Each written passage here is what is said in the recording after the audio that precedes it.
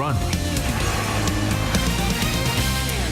Thanks for staying with us. I'm Bill O'Reilly. In the Weekdays with Bernie segment tonight, the New York Times has an ombudsman, and he is supposed to tell the paper's readers if there is bias in the presentation. That man, Arthur Brisbane, is leaving his position, and yesterday he wrote, quote, "Across the paper's many departments, so many share a kind of political and cultural progressivism, for lack of a better term, that this worldview virtually bleeds through the fabric of the Times," unquote.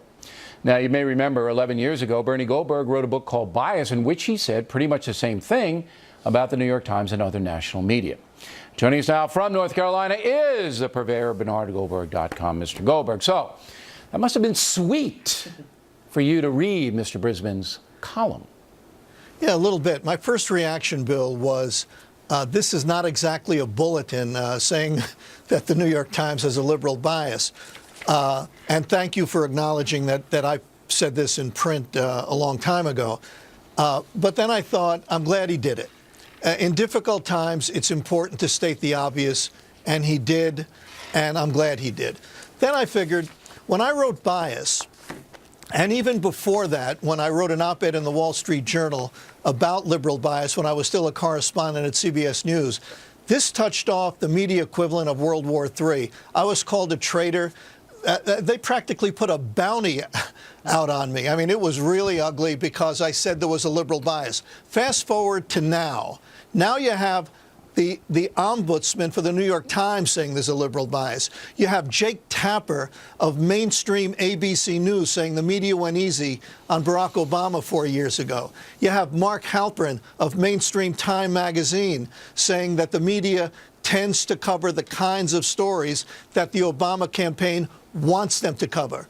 You have Kirsten Powers, who's a smart, open-minded liberal, saying there's a double standard in the media and reporters treat Democrats better than they treat Republicans. Now, look, the good news is that all these people are coming out and saying this. That's good. The bad news is nothing is going to change. The New York Times is still a liberal institution. The networks are still liberal institutions. And they don't care, frankly, what I say. They don't care, Bill, what you say. They don't care most of all, they don't care what their customers, their own customers, the American people say. Okay. And they don't care what the renegades in their own organizations say. So nothing is going to change. So people watching us and I go, what do I care about what the New York Times says? So what? It's a liberal paper. So what? ABC News is liberal, CBS News is liberal, whatever it may be. I got the Fox News channel. I got the Wall Street Journal editorial page. I got places to go on the internet. I got talk radio. What do I care what these guys think? And you say? Well, first of all, I say that's all good. That's all good. But the New York Times still has a lot of power in this country, not because so many people read the actual paper, but because they set the agenda for the networks. The first thing we were at CBS and you were at ABC also. The first thing the producers do in the morning is they open the New York Times and they see what they have to cover that day. So that's important. The New York Times stories are syndicated in papers in small towns and big cities around the country. So that matters. And I think most of all it matters is because the New York Times is read by 535 members of Congress. And they care what the New York Times says to some extent.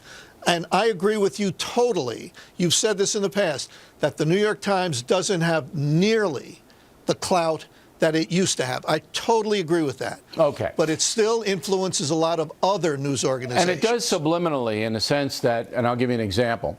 Here in New York City, we have two all-news radio stations, WCBS and WINS, all right? And they're owned by the same company.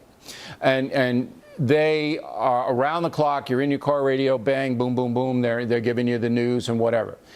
Their tone largely is set by the New York Times. Right. And so you're listening to just the encapsulation, the 5-minute on the hour, quick news summary. And I can hear exactly the spin that the New York Times puts on it. For example, stop and frisk, the big police campaign in New York that's dropped crime dramatically, violent crime dramatically in the city. Well, the New York Times hates it. It's trying to get rid of it. And then the broadcasters on the radio, subliminally, maybe consciously, they're putting the stop and frisk in a negative light. That's what happens. It just bleeds through. And if you're not real aware of it, you're saying, well, gee, that stop and frisk is pretty bad. You're not hearing that it saved 3,000 lives a year in the minority community.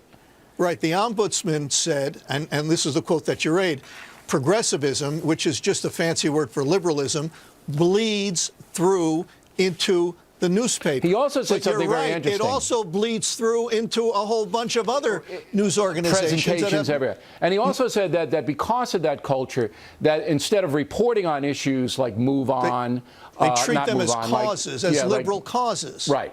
Like gay marriage and the Wall Street crazy people. Instead of reporting on it, the New York Times cheerleads for it.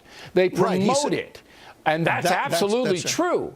In the beginning, the Occupy Wall Street movement, oh, this was the greatest thing in the world. Look at these people seizing power. And then all of a sudden, the city of Oakland's on fire. And where is the Occupy coverage? It doesn't exist. But what happened after they fell in love with the movement in New York? Then the networks fell in love with the same movement. They took the same tone. That's the importance of the New York Times. By the way, if we have 30 seconds more, or whatever we have, Chuck Todd, the chief political reporter for NBC News, said, no, it's not a liberal bias like that, not like you guys mean it. It's a geographical bias because all the news operations are based in New York.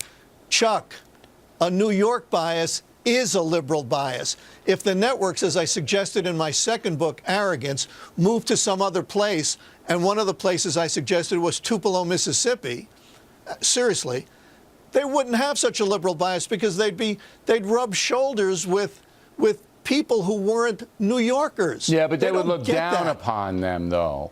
I mean, you can take the